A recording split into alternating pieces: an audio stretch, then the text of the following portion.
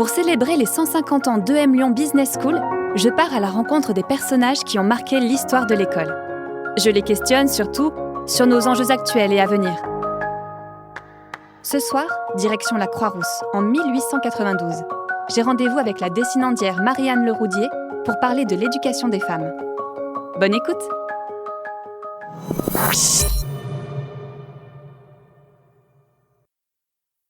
Marie-Anne, bonjour, comment allez-vous?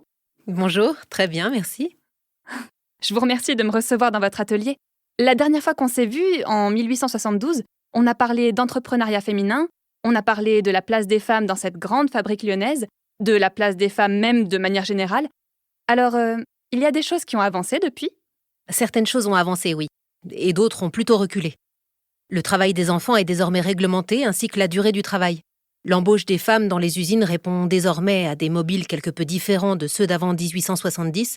Elle ne constitue plus une main-d'œuvre aussi souple en raison de la législation sociale que la Troisième République a mise en place. Mais elle reste des atouts précieux pour casser les grèves et maintenir des niveaux de salaire bas. Si bien que des sociétés comme les Lumières ou l'usine Lafon, par exemple, proposent à leurs ouvrières un service de crèche et d'assistance pour les femmes enceintes, tandis que les hommes sont employés dans leurs nombreux ateliers de construction automobile ou électrique du quartier. Cela ne change pas. Aussi, les lois de 74 et de 92 limitent le temps de travail et interdisent certains emplois aux femmes, comme la boulange ou la fabrication de chaussures. Ah oui, c'est pas tout rose, effectivement. Je suis contente de vous retrouver. J'aime bien parler avec vous. Vous êtes en quelque sorte cet œil impartial, un peu extérieur à l'École supérieure de commerce. Je rappelle que vous êtes dessinandière lyonnaise de renommée internationale. Qu'est-ce qui s'est passé pour vous ces 20 dernières années? Eh bien, mes enfants ont grandi maintenant, ils sont tous les 3 dessinandiers et font la fierté de leurs parents. J'ai reçu aussi de nouvelles récompenses pour les diverses expositions auxquelles j'ai participé. Et depuis 1888, je dirige un cours de broderie de l'école municipale avec ma fille aînée Jeanne-Marie. Ah, et cette année, j'ai écrit un fascicule de 43 pages intitulé « La broderie artistique ». Tenez. Oh, merci. Je peux vous lire un bout d'article que j'ai lu à propos de vous au musée Gadagne de Lyon. Je l'ai trouvé dans un bulletin officiel de l'exposition de 1894. Donc, je vous en fais l'exclusivité. La broderie paraissait déchue, il semblait qu'elle dût honteusement être ravalée au modeste rang d'une industrie ordinaire. En un mot, il fallait à la broderie un novateur, un Victor Hugo. Madame Leroudier est apparue. Madame Leroudier est le Victor Hugo de la broderie. Inclinons-nous devant cette vaillante lyonnaise qui est devenue, après de longues années d'efforts, la plus grande et la plus noble gloire de l'art décoratif lyonnais. Eh bien, c'est agréable à entendre, car bien souvent les hommes nous injurient. Un de nos grands phrénologues insinue fort méchamment que le cerveau féminin est radicalement inapte à des conceptions sublimes dans les domaines de l'art. Et pourtant, même ceux qui connaissent le talent consciencieux dont je sais faire preuve peuvent à peine soupçonner à quelles profondes études je me suis livrée pour donner à ces différentes broderies toute la perfection artistique et le cachet d'inimitable distinction que j'ai pu atteindre. D'une certaine façon, grâce à moi, les dames sont vengées. Car il est vrai que j'ai brodé magnifiquement une chasuble qui fut offerte à Léon XIII. J'ai obtenu des médailles d'or et de bronze dans plusieurs expositions. Qui d'ailleurs ne connaît pas les lambrequins du foyer de l'opéra, la chape faite pour Pie IX et surtout les œuvres magistrales qui ont figuré à l'exposition universelle dans les galeries des arts libéraux. Regardez celle-ci. Devant les critiques les plus compétents et les plus sévèrement acerbes demeurent interdits. Il faut bien l'avouer, sans moi, l'exposition allemande était la première pour la broderie. Mon œuvre a fort heureusement sauvé la réputation de notre pays, laissant loin derrière elle toutes les productions étrangères. Et celle-ci, que dirons-nous de la mise au tombeau, cette autre majestueuse production d'où se dégage une si puissante intensité de vie? Que dirons-nous de cette œuvre aussi douloureusement saisissante? Jamais encore un artiste n'avait fait sentir d'une façon aussi prodigieusement intense toute la sublimité des douleurs humaines. Bientôt s'ouvrira aussi le salon de la soirée lyonnaise, dans lequel les visiteurs pourront admirer une exposition de robes, ceintures et garnitures pour la mode, mais aussi plusieurs garnitures de fenêtres de divers styles, au passé, au petit point, ainsi que des restaurations et des arrangements d'œuvres anciennes. Mon mari et moi, nous exposerons de nouvelles créations qui n'offriront pas moins d'intérêt que les précédentes. Ce sera sans nul doute le plus grand succès d'une exposition où l'on pourra voir toutes mes créations qui gardent la marque de la grande maison lyonnaise. Bravo, c'est impressionnant. Et vous enseignez alors maintenant? Dommage que vous n'ayez pas pu enseigner à l'École supérieure de commerce de Lyon. Avec un tel bagage professionnel et votre renommée internationale, vous auriez pu largement y enseigner. Vous n'avez même pas essayé de postuler ? Bon. Si vous le voulez bien, je voudrais qu'on parle un peu de vous, de votre parcours. Qu'est-ce que vous avez comme bagage scolaire ? Je suis arrivée à Lyon en 1848 à l'âge de 10 ans. À cette époque, la majorité des écoles pour les jeunes filles étaient congréganistes. Et à Lyon, c'était les sœurs Saint-Charles qui s'occupaient de la plupart des écoles communales de filles. Il devait y en avoir une trentaine réparties dans la ville. Moi, j'étais à Saint-Pothin, dans le quartier des Brotteaux. Donc vous avez reçu un enseignement religieux ? Ces sœurs n'étaient pas des religieuses comme on pourrait l'entendre. Elles n'étaient pas cloîtrées et ne faisaient pas de vœux. Mes parents auraient aussi bien pu m'envoyer à l'école normale féminine de Lyon, confiée aux sœurs de Saint-Joseph ou n'importe quel établissement laïque qui se développait dans ces années-là. Mais j'imagine qu'ils ont jugé que l'enseignement de l'école congréganiste était de meilleure qualité. Je crois qu'ils avaient raison. De toute façon, l'enseignement public était encore confessionnel en ce temps-là. Et où que vous soyez, l'enseignement était suranné et abusait à satiété des exercices de piété. Ce n'est que peu à peu que l'instruction profane est devenue un enjeu majeur pour les familles. Brotteaux, c'est le quartier des Soyeux, ça, non ? Vous venez d'une famille riche, alors ? Pas vraiment. Mon père était charron et le quartier de Brotteaux n'était pas encore le centre des affaires soyeuses comme aujourd'hui. Je me souviens que la mère supérieure, Madame Dupuis, répétait qu'à leur établissement au Brotteaux, elle avait trouvé un peuple d'enfants aussi inculte que celui des missions lointaines. Ce n'est qu'à l'ouverture du parc de la Tête d'Or que le faubourg des Brotteaux fut aménagé, qu'on vit quelques industriels y installer leurs bureaux et progressivement construire leurs appartements tout proches pour pouvoir veiller continuellement sur leurs affaires. Vous obtenez un brevet ou un certificat d'études primaires ? Les sœurs de l'école Saint-Charles étaient résolument opposées au brevet. Elles disaient qu'il pourrait être source d'orgueil pour ces religieuses et tendraient à placer l'enseignement du catéchisme au second rang. Mais la question faisait débat au sein de la congrégation. Mais on vous permet d'accéder à un enseignement supérieur ou technique sans ce diplôme ? Quel enseignement supérieur ou bien technique ? L'école de la Martinière ? L'école centrale ? Vouliez-vous peut-être que je fisse l'université ? Jusqu'à la fin du Second Empire, les femmes n'avaient pas accès à l'enseignement supérieur ou technique en France, et l'université était un espace exclusivement masculin. D'ailleurs, on ne songeait pas dans les écoles primaires à faire des futures ouvrières ou des techniciennes, tout au contraire. On en faisait plutôt des fonctionnaires, sans avoir aucune fonction à leur donner, si ce n'est celle d'institutrice, pour laquelle 2000 concurrentes se disputaient une dizaine d'emplois. En vérité, la femme ne pouvait avoir qu'une condition sociale, celle d'épouse. Alors moi-même, je fus mariée très jeune. Mais j'avais déjà entrepris une formation en couture, puis un apprentissage chez une brodeuse. Vous avez appris la broderie sur le tas, alors ? En ces temps-là, entre 1848 et 1870, l'apprentissage en atelier était le seul moyen d'acquérir un enseignement pratique du métier. La plupart des canuts apprenaient leur métier sur le tas. Ils étaient placés chez un maître d'atelier et devaient apprendre à tisser, à garer, à réparer.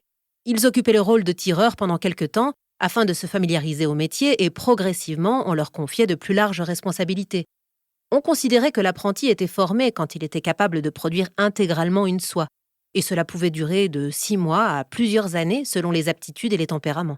Le directeur de l'École supérieure de commerce de Lyon, en 1872, Dr Achille Penaud, m'expliquait qu'avec la révolution industrielle, le monde s'était complexifié et que cet apprentissage sur le tas ne pouvait plus réellement fonctionner. C'est ce qui justifiait la création de l'école notamment. C'est vrai. Et ainsi, la Chambre de commerce proposa aussi des cours du soir pour garantir une meilleure formation professionnelle. Ces cours étaient adressés aux hommes et aux femmes. Moi-même, dès 1864, et sur les conseils de mon mari qui est lui-même dessinandier, je m'inscrivis au cours du soir de Mademoiselle Alliot. Et par les suites, je pus créer mon propre atelier de broderie spécialisé dans la restauration des broderies et tapisseries. Qui est-ce, Mademoiselle Alliot ? Mademoiselle Clotilde Alliot était maître dessinandier et mandatée par la Chambre de commerce pour donner des formations de dessin industriel, de broderie et de couture. Leur équivalent en matière de commerce et de négoce, c'étaient les cours donnés par Mademoiselle Luquin. Ces cours existent toujours et sont essentiellement théoriques. D'ailleurs, en 1870, sur le modèle de l'école de Mademoiselle Luquin, la ville de Paris fonda des cours commerciaux pour les adultes femmes. Et alors, ça a marché, votre atelier ? Vous avez eu rapidement des clients ? Non, pardon. C'est insupportable de poser la question comme ça. Je veux dire, vous étiez satisfaite de ce que vous aviez accompli ? Je crois qu'à cette époque, j'aurais préféré rejoindre une maison comme celle de mon mari. Mais avec l'adoption sous le Second Empire de la mode des unis, les maisons soyeuses avaient moins besoin de dessinandiers et n'embauchaient plus. Par chance, une nouvelle mode est apparue, les tissus anciens. Et mon petit atelier du 19 place Tolozan m'assura rapidement une réputation auprès des collectionneurs français et étrangers. Vous m'avez dit que l'enseignement supérieur autorise l'accès aux femmes à la fin du Second Empire, c'est-à-dire en 1870. Vous connaissez Julie-Victoire d'Aubier? Qui est-ce, Julie-Victoire d'Aubier? Elle est la première femme à avoir obtenu le baccalauréat et à avoir étudié dans l'enseignement supérieur. Je vous en parle parce qu'à EM Lyon, il y a un amphi qui porte son nom. Je vous demande ça aussi parce qu'il me semblait qu'elle a obtenu son baccalauréat en 1861. Comment est-ce possible alors que cette jeune fille ait été autorisée à passer son bac? Il y avait des exceptions? Julie a en effet passé son baccalauréat en 1861. Et sa démarche était très audacieuse justement parce qu'il n'existait pas à cette époque d'enseignement secondaire pour les femmes. Non, si les femmes devaient être éduquées moralement, elles ne devaient pas être instruites. L'instruction était un domaine réservé aux hommes. Mais Julie n'était plus tout à fait une jeune fille, elle était âgée de 37 ans, car elle avait sollicité cet examen durant 10 ans. D'abord, l'Université de Paris lui refusa l'autorisation sous prétexte que les femmes n'ont pas besoin de ça, et que cette prétention à vouloir obtenir ce grade était outrecuidante et ridicule. L'Université de Lyon s'est montrée finalement plus accueillante, bien que les examinateurs aient d'abord reculé devant une telle audace. C'était une époque où les institutrices militaient pour que les femmes aient accès à l'enseignement supérieur, et le doyen de la faculté a finalement accepté, parce que rien dans la loi n'interdisait aux femmes de subir les examens supérieurs.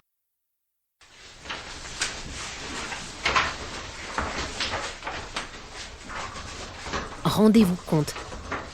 C'était un phénomène extraordinaire pour une jeune fille que de se présenter à cet examen. Aux épreuves écrites, sur une centaine de candidats, on remarquait 2 robes. Encore, la seconde était-elle une soutane. Afin que la candidate ne soit pas mêlée à la foule, on lui avait réservé une place à part au bout de la propre table des examinateurs. Nous sommes réunis ici, messieurs, en ce jour historique, pour accueillir Julie-Victoire d'Aubier dans notre prestigieuse université. En permettant à Madame d'Aubier de passer son baccalauréat, nous donnons un signe fort et encourageant pour toutes les femmes qui voudraient l'imiter. Imaginez un monde dans lequel les femmes... Quand on proclama les résultats, le président du jury crut devoir signaler la nouveauté par une petite allocution, et les écoutiers des journaux trouvèrent dans cette audace féminine de la copie pour le lendemain. Par ici, s'il vous plaît. Madame d'Aubier.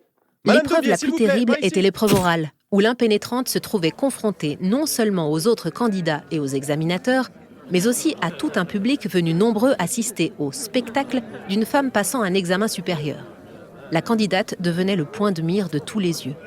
Rouge, embarrassée, elle n'osait gagner sa place. Les examinateurs, presque aussi gênés qu'elle, n'osaient faire asseoir cette jupe au milieu de tous ses pantalons.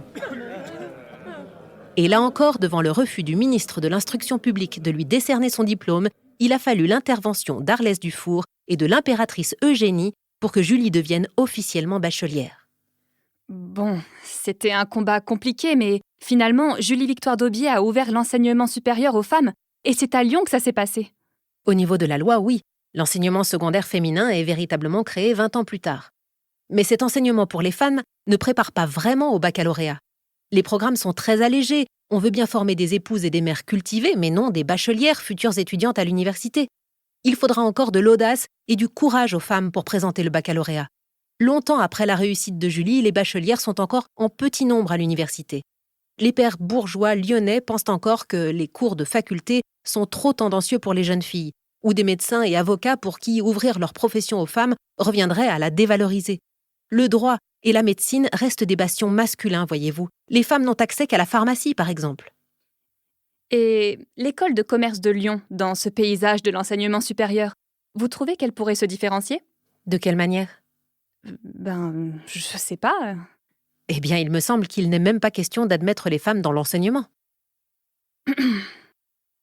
Cette longue marche des femmes vers l'enseignement supérieur français a été plus ou moins rapide selon les secteurs, avec des décalages ou des inversions dans le temps parfois surprenants.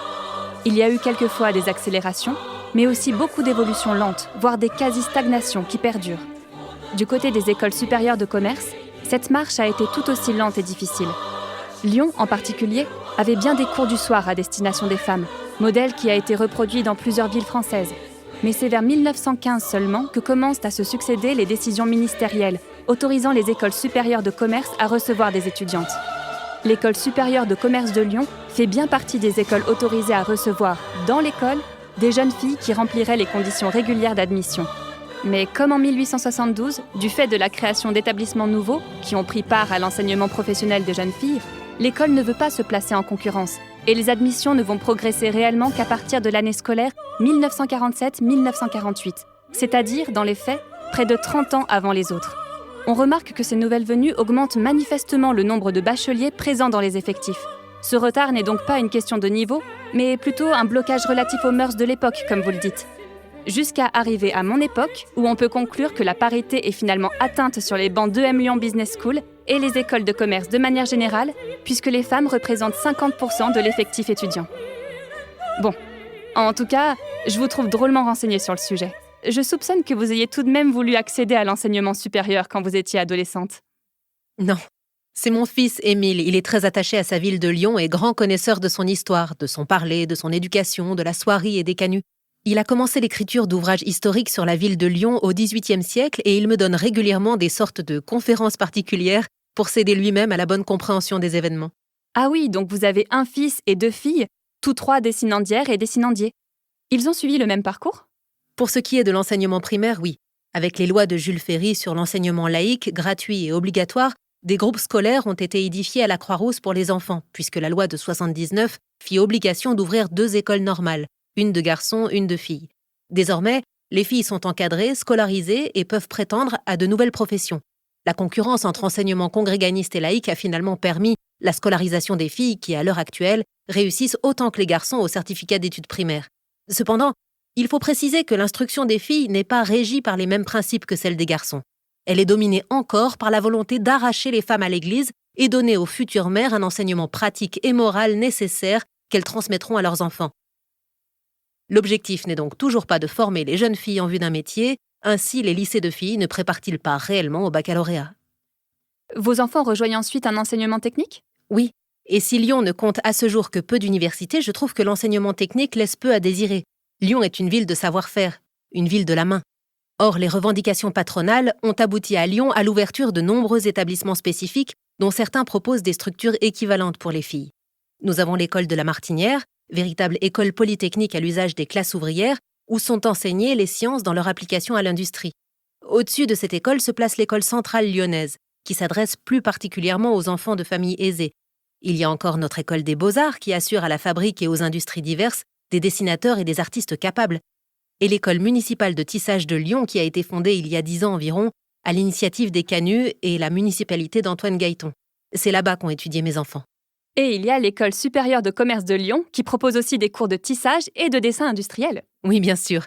À l'école de commerce, les cours théoriques sont donnés par M. Loire, que je connais bien, et qui a succédé à M. Mézia. Aux dernières nouvelles, vous n'étiez pas complètement convaincu par cette nouvelle école. Vous aviez des réserves, vous attendiez de voir comment l'école allait évoluer. Est-ce que votre avis a changé ? L'école fait parler d'elle et d'une très bonne manière. Son enseignement est reconnu. À ma connaissance, c'est la seule école de cette ville qui donne à la fois un enseignement théorique de la matière, en même temps qu'un enseignement pratique du métier.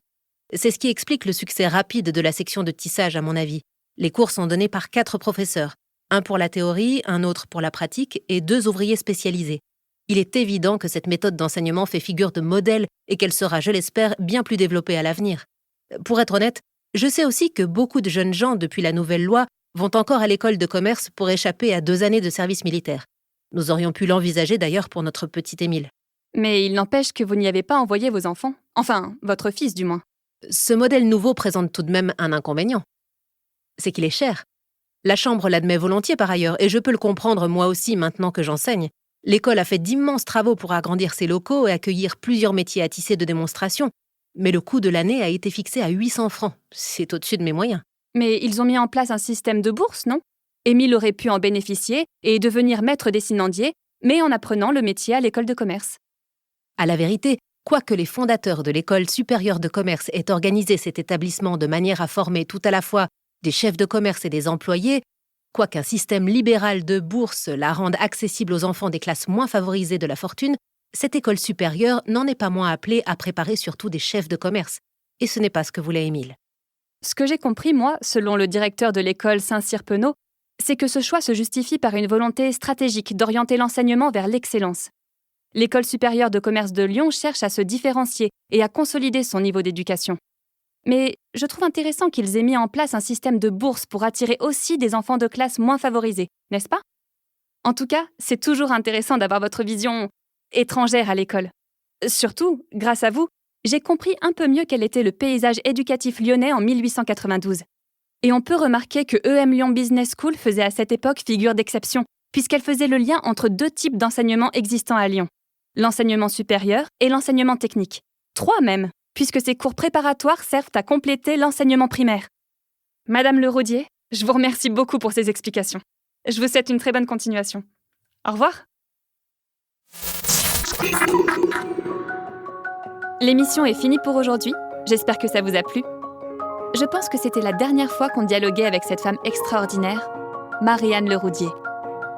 Ce podcast vous est proposé par EM Lyon Business School, avec Laetitia Villemot dans le rôle de Marie-Anne Leroudier, Juliette Père, moi-même, dans le rôle de Mia, le studio Audiovisite pour les prises de voix, à l'écriture et à la réalisation, Naguib Boufrahi de l'émission Capsule. La prochaine fois, toujours en 1892, nous irons rencontrer le président de la Chambre de commerce, Édouard Hénard, pour parler ensemble de la transition numérique. À bientôt!